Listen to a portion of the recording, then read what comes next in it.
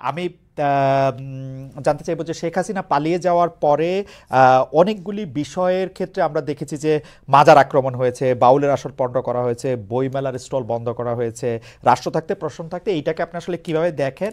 মাজার আক্রমণটাকে আসলে আপনি কিভাবে বলেছেন বা জেনেছেন, বা আপনার অবস্থান কি ছিল বাউলের আসর পণ্ড করা, বইমেলার স্টল বন্ধ করা?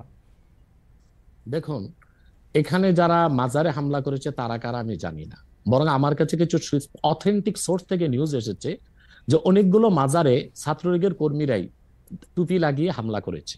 এখন আসলে হামলা করলো কারা, তাদেরকে চেনার আগ পর্যন্ত আমি কিভাবে আমার সিদ্ধান্ত দিব? এটা রাষ্ট্র তদন্ত করে দেখুক।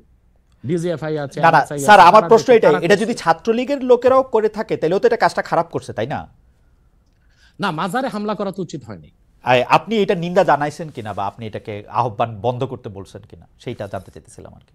হ্যাঁ, আমি আমার বক্তব্যে বলেছিলাম যে আল্লাহর ওলিদের মাজারগুলোতে যারা শিরক করে তাদেরকে শাস্তি দেওয়া হোক, কিন্তু আল্লাহর ওলিদের মাজারগুলোতে আঘাত না করা হোক, এটা বলেছি, বক্তব্য ওকে। আছে আমার।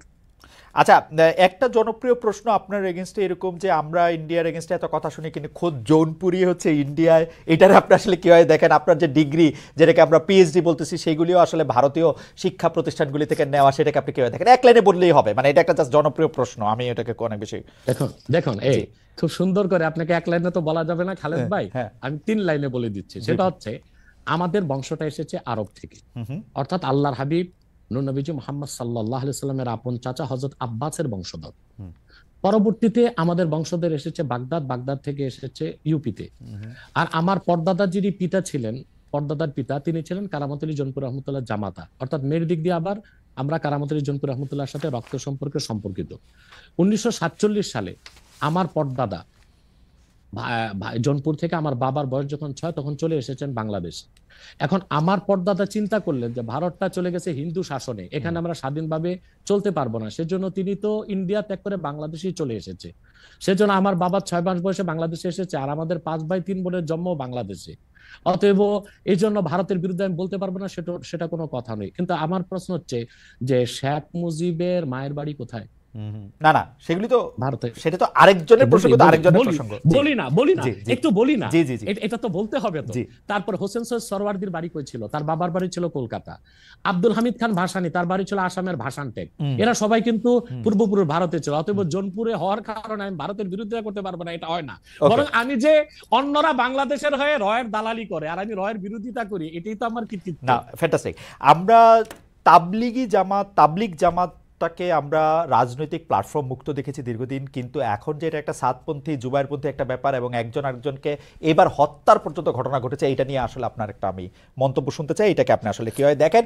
এবং এই জি জি জি জি বিভাজনে জি। কারা ফু দিচ্ছে, আপনি যেহেতু সরাসরি কথা বলেন, আপনি এইটাও একটু বলে দিবেন কিনা যে এই বিভাজনটার মধ্যে আসলে কারা লাভবান হচ্ছে, কারা ফু দিচ্ছে, কারা এটা করতে চাচ্ছে? দেখুন, আমার কাছে যারা জোবাইরপন্থী তারা এসেছেন হুম, এবং কেন্দ্রীয় পর্যায়ে হুম, আমি তাদেরকে পরামর্শ দিয়েছি। হুম, কিছুদিন পর আমার কাছে এসেছিল সাতপন্থীগণ, হুম, কাকরাইলের শীর্ষ আমির যারা, তারা এসেছিলেন এবং তারা এসে আমাকে তাদের ইস্তেমায় যাওয়ার দাওয়াত করেছিলেন, কিন্তু আমি বলেছেন আমি যেতে পারবো না। আমি তাদেরকে প্রস্তাব করেছিলাম যে আপনারা সাদ সাহেবকে নিয়ে এত মাতামাতি কেন? সাদ সাহেব যদি ভুল করেই থাকে তো সে তো তওবা করলে পারে। তখন তারা আমাকে বললেন যে সাদ সাহেব দারুল উলুম দেওবন্দে গিয়েছেন এবং তিনি সেখানে তার বক্তব্য স্পষ্ট করেছেন। আমি বলেছি তাহলে আমি আমার প্রতিনিধি দেওবন্দে পাঠাবো এবং আমি জানবো সাদ সাহেব তওবা করেছেন কিনা। হুম, এবং ঘটনাচক্রে গত পরশু আমি যখন রংপুর যাচ্ছিলাম, এয়ারক্রাফট থেকে, গাড়ি থেকে নেমে এয়ারক্রাফটে ওঠার সময় আমাকে এক যুবক আলেম এসে আলিঙ্গন করে বললো আমার নাম উসামা। আমি বলছি কে? বলে কাকরাইলের ওয়াসিফ সাহেবের ছেলে। হুম, সে একজন মুফতি এবং দারুল উলুম করাচিতে পড়াশোনা করেছে। হুম, তো দেখা যাচ্ছে যে তাবলিগের দুই দলেই আলেম আছে, হুম, কিন্তু অধিক সংখ্যক আলেম ও মূল ঘরানার যারা ইসলামী আন্দোলনের নেতৃত্ব দিচ্ছেন তারা কিন্তু জোবায়ের পন্থীদের সাথে, এবং তারাই হক। হুম। কারণ স্যার সাহেব যে ভুলগুলো করেছে মারাত্মক ভুল, এবং সেগুলোর জন্য তাকে প্রকাশ্যে তওবা করতে হবে। ওকে। কিন্তু বাংলাদেশে এই যে সহিংসতা সৃষ্টি করছে, এর জন্য আমি নাম বলতে পারবো না, তবে দেশীয় একটা ইন্টেলিজেন্ট ব্রাঞ্চ এবং বাইরের একটা ইন্টেলিজেন্ট ব্রাঞ্চ এখানে ফু দিচ্ছে। আমার শেষ প্রশ্ন,